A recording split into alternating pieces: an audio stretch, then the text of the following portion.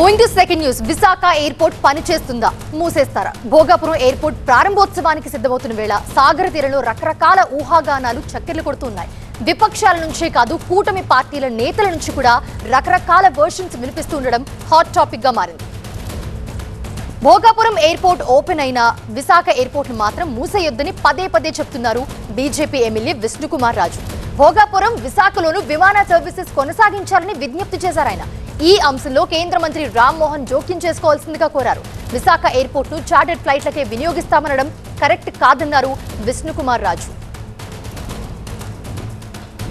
ఇది బయటికి చెప్పుకోలేనటువంటి pain. All chartered flights మీరు అక్కడ దిగండి భోగాపురం ఎయిర్పోర్ట్లో. మీకేమో చార్టర్డ్ ఫ్లైట్స్ ఇక్కడ దిగిపోవాలా? ఎక్కడ? వైజాగ్ ఎయిర్పోర్ట్లో.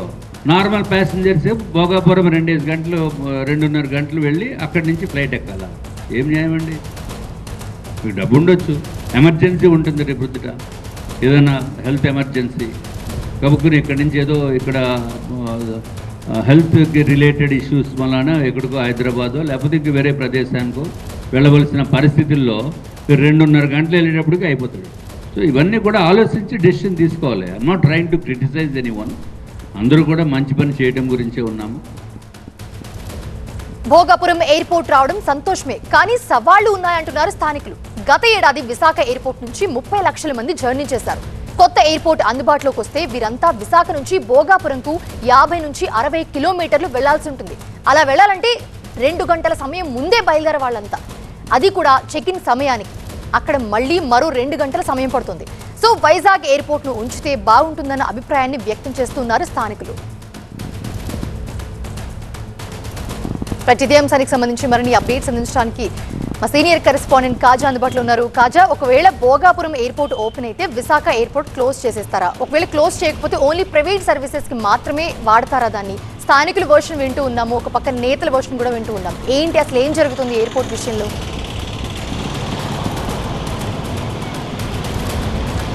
ఖచ్చితంగా భోగాపురం గ్రీన్ఫీల్డ్ ఎయిర్పోర్ట్ అనేది తుది మెరుగులు దిద్దుకుంటున్న ప్రారంభోత్సవానికి సిద్ధమైంది. ఈ నేపథ్యంలోనే విశాఖలో ఉన్న ఎయిర్పోర్ట్ కొనసాగుతుందా లేకపోతే మూసివేస్తారా అన్న చర్చ విస్తృతంగా జరుగుతున్న నేపథ్యంలోని ఆ కూటమి ఎమ్మెల్యే విష్ణుకుమార్ రాజు కూడా కీలక వ్యాఖ్యలు పదే పదే చేస్తున్నారు. ఎందుకంటే ఏడాది విశాఖ ఎయిర్పోర్ట్ నుంచి ఏడాదికి 30 లక్షల మంది ఎయిర్ ట్రావెలర్స్ ప్రయాణించారు. అయితే ఒకవేళ వారంతా కూడా విశాఖ ఎయిర్పోర్ట్ నుంచి పూర్తిగా ఈ ఎయిర్పోర్ట్ భోగాపురం షిఫ్ట్ అయితే అదే అంత సంఖ్యలో ప్రయాణికులు మళ్ళీ భోగాపురం నుండి ప్రయాణించాల్సి వస్తుంది. దీంతో సమయాభావంతో పాటు ఆర్థిక భారం కూడా ఎయిర్ ట్రావెలర్స్పై పడుతుంది అనేది ఇక్కడ ఎయిర్ ట్రావెలర్స్ చెబుతున్నమాట. అయితే అక్కడ భోగాపురం ఎయిర్పోర్ట్లో విమాన సర్వీసులు కొనసాగించినా సరే విశాఖ ఎయిర్పోర్ట్లో కూడా కొంతమేర సమయంలో కొన్ని సర్వీసులు డొమెస్టిక్గా ఎయిర్ సర్వీసులు నడపాలనేది డిమాండ్ వ్యక్తమవుతూ వస్తుంది. ఎయిర్ ట్రావెలర్స్ కూడా వ్యక్తం చేస్తున్నారు. ఇదే నేపథ్యంలో కూటమి పార్టీలో ఉన్న బీజేపీ ఎమ్మెల్యే విష్ణుకుమార్ రాజు కూడా గతం నుంచి కూడా ఇదే అంశాన్ని ప్రస్తావిస్తూ వస్తున్నారు. అయితే తాజాగా దీనిపై అధికారికంగా అంటే విశాఖ ఎయిర్పోర్ట్ మూసివేస్తారు,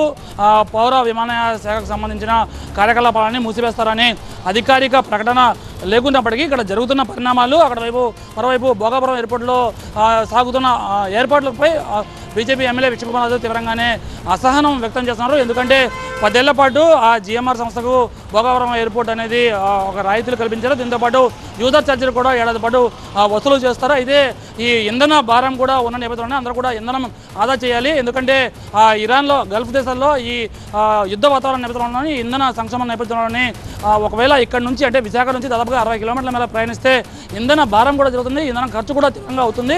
ఈ నేపథ్యంలోనే అందరూ కూడా ఇంధనం ఆదా చేయాలని ఒకవైపు పిలుపునిస్తున్నారు. మరోవైపు విశాఖ నుంచి భోగాపురం వరకు ఎయిర్పోర్ట్ను మార్చడం వల్ల ఇది మూసివేసి ఏకంగా అక్కడ భోగాపురం ఎయిర్పోర్ట్ తెరవడం వల్ల వచ్చే లాభం లేదు అన్నది విష్ణుకుమార్ రాజు చెబుతున్నమాట. అయితే ఇక్కడ మరోవైపు ప్రతి జిల్లాకు కూడా ఒక ఎయిర్పోర్టు నిర్మించాలని కేంద్రం ప్రతిపాదన కూడా సిద్ధం చేస్తుంది. ఈ నేపథ్యంలోనే అన్ని సదుపాయాలు ఉన్న విశాఖ ఎయిర్పోర్ట్ను మూసివేసి భోగాపురంలో ఎయిర్పోర్టు అక్కడ కార్యకలాపాలు ప్రారంభించడంలో ఎటువంటి అర్థం లేదు. మరోవైపు గన్నవరంలో ఎయిర్పోర్ట్లో ఉండగానే మరోవైపు అమరావతిలో కూడా మరో ఎయిర్పోర్టు నిర్మించాలని ప్రభుత్వాలు ఆలోచన చేస్తున్నాయి. అది మంచిదే అయినప్పటికీ అక్కడ 2 ఎయిర్పోర్టులు ఉంటే విశాఖ లాంటి మహానగరంలో ఎయిర్పోర్టు కొనసాగిస్తే వచ్చే నష్టం ఏంటనేది విష్ణుకుమార్ రాజు తీవ్రంగా అభ్యంతరం అలాగే ప్రశ్నలు కూడా సంధిస్తున్నారు. అయితే ఒకవేళ ఈ విష్ణుకుమార్ రాజు చేస్తున్న వ్యాఖ్యలు అలాగే ఎయిర్ ట్రావెలర్స్ కూడా వాళ్ళు కూడా అనుకూలంగా చెప్తున్నారు, ఇతని వ్యాఖ్యలను సమర్థిస్తున్నారు. మరోవైపు కూటమిలో ఉన్న ఆ ఎమ్మెల్యేలు మాత్రం ఆ ఇతని వ్యాఖ్యలను వ్యతిరేకించినప్పటికీ అటువైపు సమర్థించడం లేదు. ఎందుకంటే ఇతను ప్రజల్లో వచ్చిన అభిప్రాయాన్ని విశ్వకుమారాజు కూడా